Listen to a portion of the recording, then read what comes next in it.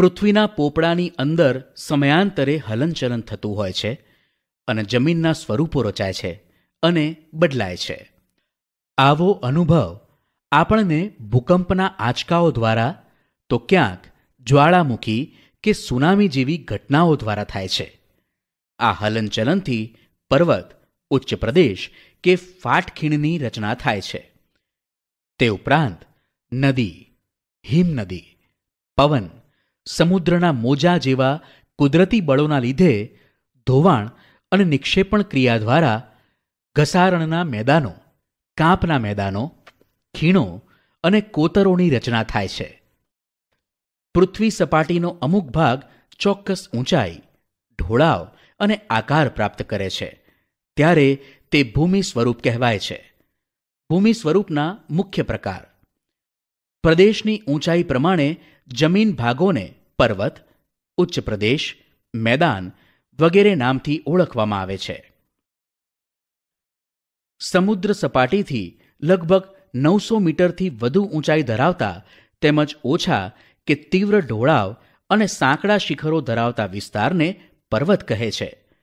પૃથ્વીના પેટાળમાં ભૂકંપ અને જ્વાળામુખી જેવા કુદરતી ભૌતિક બળોની ક્રિયા, પ્રતિક્રિયા અને આંતરક્રિયાથી પર્વતો બને છે. પર્વતોના ઉદ્ભવ અને વિકાસમાં એકથી વધુ ક્રિયાઓ અને બળોની અસર જોવા મળે છે. તેથી પર્વતો તેના વિવિધ પાસાઓના સંદર્ભમાં એકબીજાથી અલગ જોવા મળે છે. પૃથ્વી સપાટીના આશરે 26% વિસ્તારમાં પર્વતો આવેલા છે. પર્વતોનું વર્ગીકરણ: નિર્માણ ક્રિયાના આધારે પર્વતોને 4 વિભાગમાં વહેંચવામાં આવે છે. 1. ગેડ પર્વત, 2. ખંડ પર્વત, 3. જ્વાળામુખી પર્વત અને 4. અવશિષ્ટ પર્વત. ગેડ પર્વત મોટે ભાગે સમુદ્ર તળિયાના પ્રદેશો કે જળાશયોના તળિયે એકત્ર થયેલા નિક્ષેપના બંને બાજુએથી દબાણ આવતા કરચલીઓ કે ગેડ પડે છે. તેના ઉર્ધ્વ વળાંકને શિખર તરીકે અને અધો વળાંકને ખીણ કે તળેટી સ્વરૂપે જોઈ શકાય છે. એશિયામાં હિમાલય, યુરોપમાં આલ્પ્સ, ઉત્તર અમેરિકામાં રોકીઝ અને દક્ષિણ અમેરિકામાં એન્ડીઝ દુનિયાના મુખ્ય ગેડ પર્વત છે. ખંડ પર્વત ભૂગર્ભિક બળોને લીધે 2 ભૂમિ સ્તરો પર ખેંચાણ બળ લાગે છે ત્યારે તેમાં તિરાડ કે ફાટ પડે છે. આથી આજુબાજુનો ભાગ બેસી જાય અને વચ્ચેનો ભાગ સ્થિર રહે તો તે ખંડ પર્વત બને છે.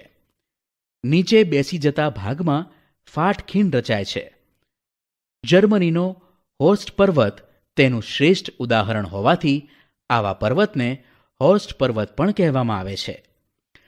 ભારતમાં આવેલા નીલગિરી, સાતપુડા, વિંધ્યાચલ પર્વત ખંડ પર્વતના ઉદાહરણો છે. જ્વાળામુખી પર્વત જ્વાળામુખી ફાટતા પ્રસ્ફોટનથી બહાર ફેંકાતા પદાર્થો શંકુ આકારે જમા થતાં તે જ્વાળામુખી પર્વત બને છે.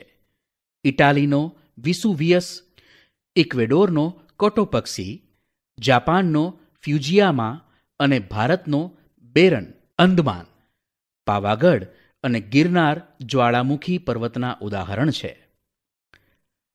અવશિષ્ટ પર્વત ઘસારાના કુદરતી બળો સામે ટકી રહેતા શેષ ભાગોમાંથી અવશિષ્ટ પર્વત બને છે. હજારો વર્ષોથી પોચા ખડકો ઘસાઈને વહી જાય છે તથા નક્કર ખડકમાંથી બનેલ ભૂમિભાગ ઊંચા ભૂમિખંડ તરીકે ટકી રહે છે. તેને જ અવશિષ્ટ પર્વત કહે છે. ભારતમાં અરવલ્લી, નીલગિરી, પારસનાથ, રાજમહલ તથા પૂર્વઘાટ અવશિષ્ટ પર્વતના ઉદાહરણ છે. પર્વતોનું મહત્વ: પર્વતો દેશ કે પ્રદેશની સીમા સરહદ અને કુદરતી દિવાલ સમાન છે. પર્વતો એક તરફ ઠંડા પવનથી રક્ષણ કરે છે તો બીજી રીતે ભેજવાળા પવનો રોકીને વધારે વરસાદ આપે છે. પર્વતો નદીઓના ઉદ્ગમ સ્થાન છે. તેમાંથી નીકળતી નદીઓ દ્વારા ફળદ્રુપ મેદાનોનું નિર્માણ થાય છે. વધારે વરસાદવાળા ઊંચા હિમાચ્છાદિત પ્રદેશમાંથી બારે માસ વહેતી નદીઓ જળ ભંડારનું કામ કરે છે. જળ વિદ્યુત ઉત્પન્ન કરવા માટે તે જરૂરી છે. ઉપરાંત પર્વતો જંગલ સંપત્તિ, ખનિજ સંપત્તિ અને પ્રાણી સંપત્તિના ભંડાર છે. પ્રવાસન ઉદ્યોગ, ચલચિત્ર ઉદ્યોગ તથા પર્વતારોહકો માટે પર્વતો આશીર્વાદરૂપ છે. વિશ્વની કુલ વસ્તીના 10મા ભાગની વસ્તી માટે રહેઠાણનું સ્થાન છે, જેના શ્રેષ્ઠ ઉદાહરણ છે મેક્સિકો અને બગોટા. અહીં કેટલાક પર્વતો પર વિકાસ પામેલા શહેરોના નામ તેમના દેશ અને ઊંચાઈ સાથે દર્શાવેલ છે. સમુદ્ર સપાટીથી આશરે 180 મીટરથી વધુ ઊંચાઈ ધરાવતા તથા ટોચ ઉપરથી પ્રમાણમાં પહોળા અને સપાટ ભૂમિભાગને ઉચ્ચ પ્રદેશ કહેવામાં આવે છે. પૃથ્વી સપાટીનો 18% ભાગ ઉચ્ચ પ્રદેશો રોકે છે.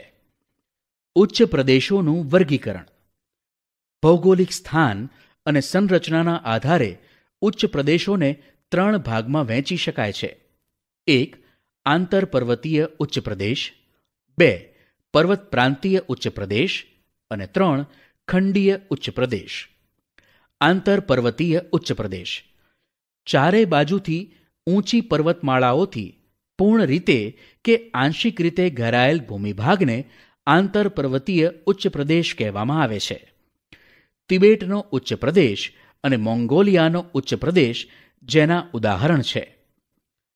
પર્વત પ્રાંતીય ઉચ્ચ પ્રદેશ પર્વતોની તળેટીમાં એક તરફ સીધો ઢોળાવ ધરાવતા પ્રદેશને પર્વત પ્રાંતીય ઉચ્ચ પ્રદેશ કહેવામાં આવે છે. પેન્ટાગોનિયા, પિડમોન્ટ અને ભારતમાં માળવાનો ઉચ્ચ પ્રદેશ જેના શ્રેષ્ઠ ઉદાહરણ છે. ખંડીય ઉચ્ચ પ્રદેશ ભૂગર્ભિક હલનચલનથી ઊંચકાયેલા ભૂમિભાગને કે મોટા ભૂમિભાગ પર લાવાના સ્તરો ખૂબ ઊંચાઈ સુધી ઠરવાથી ખંડીય ઉચ્ચ પ્રદેશનું નિર્માણ થાય છે. ભારતમાં મહારાષ્ટ્રનો લાવાનો ઉચ્ચ પ્રદેશ, બ્રાઝિલનો ઉચ્ચ પ્રદેશ, અરબસ્તાનનો ઉચ્ચ પ્રદેશ, સ્પેન, ગ્રીનલેન્ડ, એન્ટાર્કટિકાનો ઉચ્ચ પ્રદેશ જેના ઉદાહરણ છે. ઉચ્ચ પ્રદેશનું મહત્વ. ઉચ્ચ પ્રદેશની લાવાની ફળદ્રુપ જમીન હોય તો કપાસની ખેતી માટે અનુકૂળ બને છે. પ્રાચીન નક્કર ખડકના ઉચ્ચ પ્રદેશમાંથી લોખંડ, મેંગેનીઝ, સોનું જેવી કિંમતી ખનિજો મળે છે. જેમ કે ભારતના છોટા નાગપુરનો ઉચ્ચ પ્રદેશ, આ જ ઉચ્ચ પ્રદેશના ઢોળાવો પશુપાલન માટે ખૂબ જ મહત્વના છે. પ્રવાસન અને ફિલ્મ શૂટિંગ માટે ઉપયોગી છે. જાણવા જેવું. ગુજરાતના સૌરાષ્ટ્ર દ્વીપકલ્પની લગભગ મધ્યમાં ઉચ્ચ પ્રદેશની રચના થયેલી છે. સમુદ્ર સપાટીથી 180 મીટરથી ઓછી ઊંચાઈએ આવેલા સમતલ કે સપાટ ભૂમિભાગને મેદાન તરીકે ઓળખવામાં આવે છે. તે પૃથ્વી સપાટીના લગભગ 55% ભાગ પર ફેલાયેલ છે. દુનિયાના મોટા ભાગના મેદાન નદીઓ દ્વારા ઠલવાયેલ માટીમાંથી નિર્માણ પામ્યા છે. નદીઓ સિવાય કેટલાક મેદાનોનું નિર્માણ પવન, જ્વાળામુખી અને હિમ નદીઓ દ્વારા પણ થાય છે. મેદાનોનું વર્ગીકરણ. નિર્માણના આધારે મેદાનોનું વર્ગીકરણ આ પ્રમાણે કરી શકાય. 1.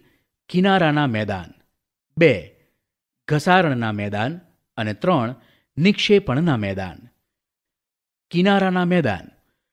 આ મેદાનનું નિર્માણ મુખ્યત્વે સમુદ્ર કિનારા એટલે કે પૃથ્વીની ભૂગર્ભિક હિલચાલને કારણે સમુદ્ર કિનારા નજીકનો ખંડીય છાજલીનો ભૂમિભાગ ઊંચકાય ત્યારે બનતા મેદાનને સંરચનાત્મક મેદાન કહે છે. આવા મેદાન મોટે ભાગે ભૂમિખંડના કિનારે જોવા મળે છે. મેક્સિકોના અખાતના કિનારે ફેલાયેલ સંયુક્ત રાજ્ય અમેરિકાના દક્ષિણ પૂર્વે આવેલ મેદાન તેનું ઉદાહરણ છે. જમીનના તળિયા ઘસાવાને કારણે પણ આવા મેદાનનું નિર્માણ થાય છે. ઓસ્ટ્રેલિયાનું મધ્યનું મેદાન આ પ્રકારે નિર્માણ પામ્યું છે. ઘસારણના મેદાન. પૃથ્વીની સપાટી પર સતત ઘસારણની પ્રક્રિયા ચાલતી રહે છે, જેનાથી લાંબે ગાળે પર્વતો તથા ઉચ્ચ પ્રદેશો નદી, પવન અને હિમનદી જેવા પરિબળો દ્વારા ઘસાઈને મેદાન બને છે. આવા મેદાન સંપૂર્ણપણે સપાટ બનતા નથી.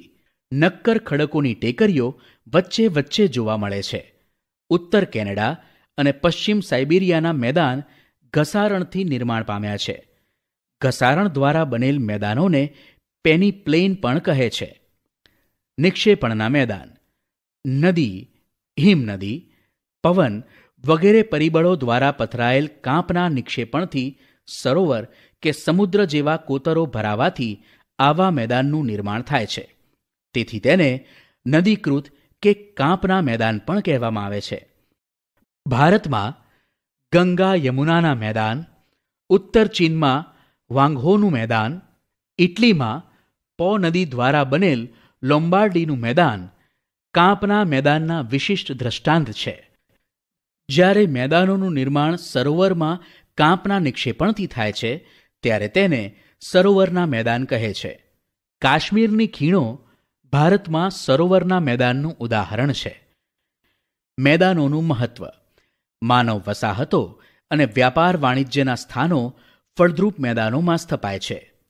સપાટ મેદાન સડક માર્ગ અને રેલમાર્ગ માટે ઉપયોગી પુરવાર થાય છે. ગીચ વસ્તી ધરાવતા શહેરો મેદાનોમાં આવેલા છે. ફળદ્રુપ જમીન ખેત ઉત્પાદન માટે વધુ ઉપયોગી છે. ખેત પેદાશો ઉદ્યોગો માટે કાચો માલ પૂરો પાડે છે. ઉપસાગર સામાન્ય રીતે મહાસાગરના જળભાગનો આંશિક ભાગ એટલે ઉપસાગર, જે જમીન ફરતે ખુલ્લા વિશાળ સરોવર જેવો આકાર ધારણ કરે છે. ઉપસાગરો વિશાળ અને નાના કદના હોઈ શકે છે. ભારતમાં બંગાળનો ઉપસાગર તેનું શ્રેષ્ઠ ઉદાહરણ છે. અખાત જ્યારે કોઈ જળ વિસ્તાર 3 બાજુથી ભૂમિથી ઘેરાયેલ હોય ત્યારે તેને અખાત કહેવાય છે. ઉદાહરણ તરીકે ખંભાતનો અખાત અને કચ્છનો અખાત.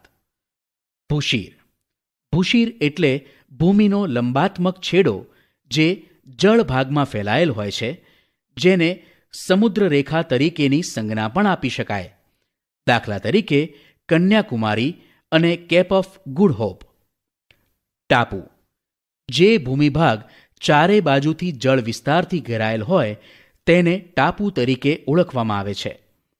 ઉદાહરણ તરીકે લક્ષદ્વીપ, આંદામાન નિકોબાર, શંખોદ્વાર એટલે કે બેટ દ્વારકા, પિરોટન, નરાબેટ, પિરમબેટ, શિયાળ બેટ વગેરે. ખીણ પર્વતોની હારમાળા વચ્ચે આવેલો નીચાણવાળો ભાગ એટલે ખીણ.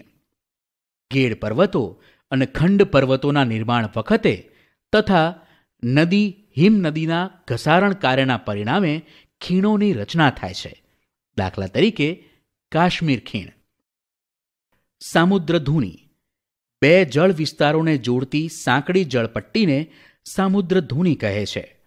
ઉદાહરણ તરીકે પાલ્કની સામુદ્રધુની ભારત અને શ્રીલંકા વચ્ચે આવેલી છે. સંયોગી ભૂમિ 2 જળ વિસ્તારોને અલગ કરતી સાંકડી ભૂમિપટ્ટીને સંયોગી ભૂમિ કહે છે.